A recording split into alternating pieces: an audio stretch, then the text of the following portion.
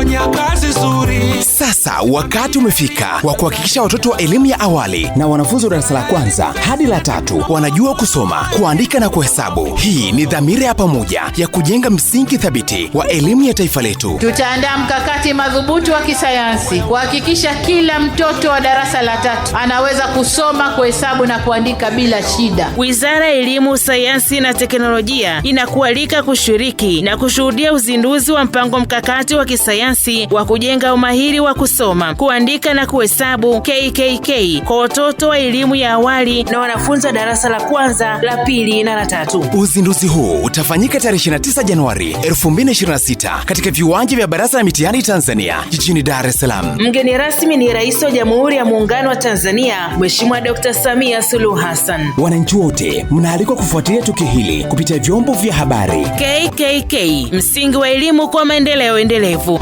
Elimu kwa uchumi imara, elimu kwa taifa imara.